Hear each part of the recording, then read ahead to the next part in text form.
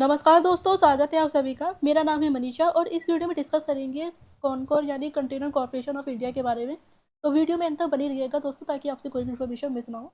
शुरुआत करते हैं चार्ट पैटर्न से।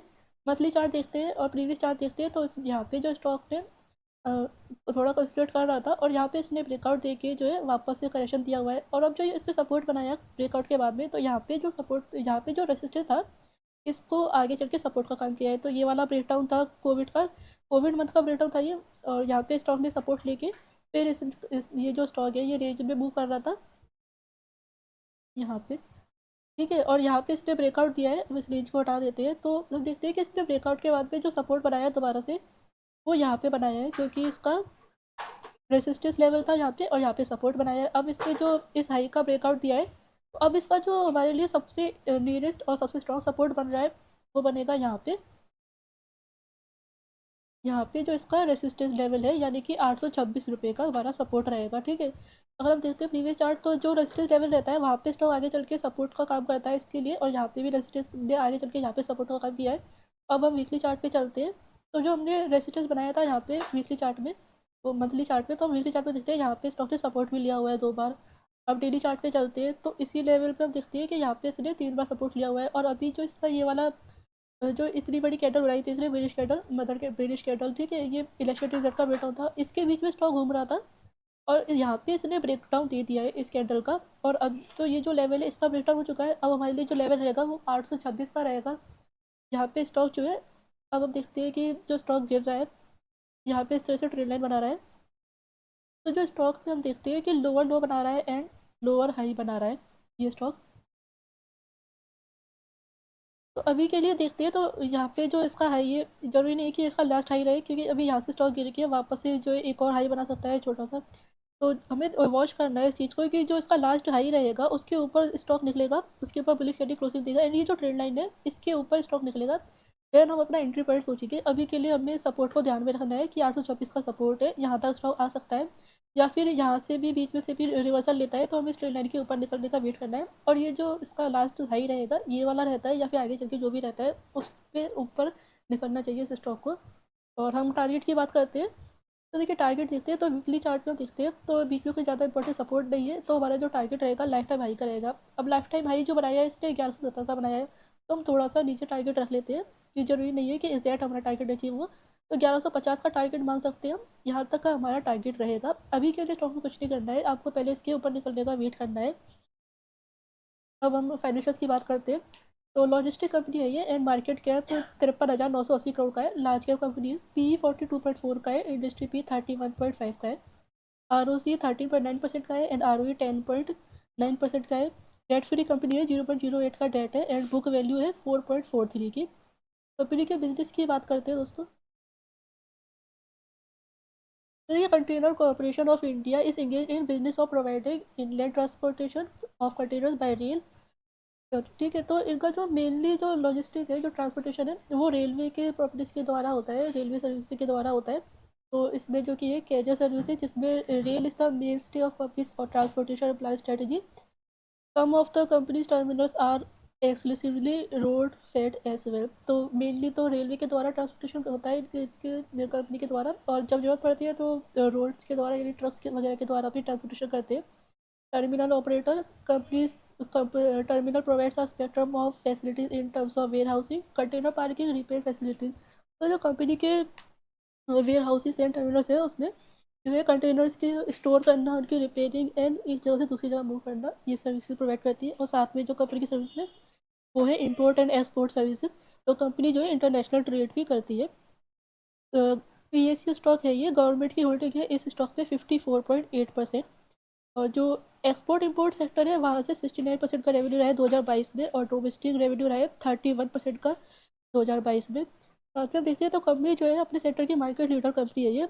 इनका जो मार्केट शेयर है वो डोमेस्टिक स्केल पे रहा है 77% का, और इंटरनेशनल रहा है 65% का। तो हम देखते हैं कि जो कंपनी है ये काफ़ी अच्छी डोमिनेंट प्लेयर है मार्केट शेयर के हिसाब से भी, एंड अगर हम मार्केट कैप के हिसाब से भी देखें तो लार्जेस्ट कंपनी है ये अपने सेक्टर में।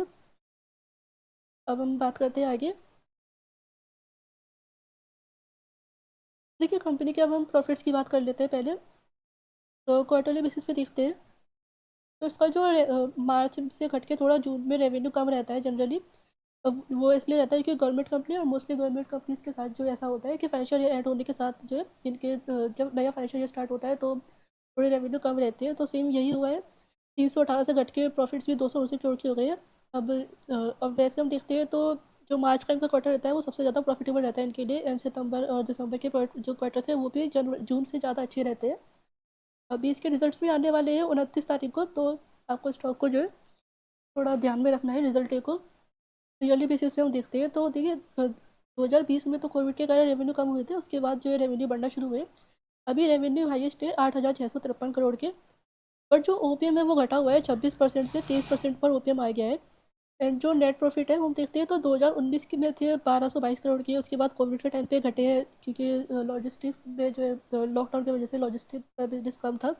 अभी जो नेट प्रॉफिट है वो 1262 करोड़ की है, हाईएस्ट है। बट 2019 से को के जो प्रॉफिट्स थे उसको अब जाके इसने आउट परफॉर्म किया है इतने सालों बाद। और टीटीएम में हम देखते हैं तो 1276 करोड़ की प्रॉफिट देखने को मिल रहे हैं। तो देखिए रेवेन्यू बढ़ रही है बट जो मार्जिन है वो घट गया था, 26 से घट के 30% हो गया, इसलिए प्रॉफिट्स जो है अब जाके अपने 2019 के प्रॉफिट्स जो इसके हाईएस्ट थे उसको अब जाके आउट परफॉर्म किया है। इसका रीज़न बेसिकली क्या है कि एक तो पहला रीज़न ये है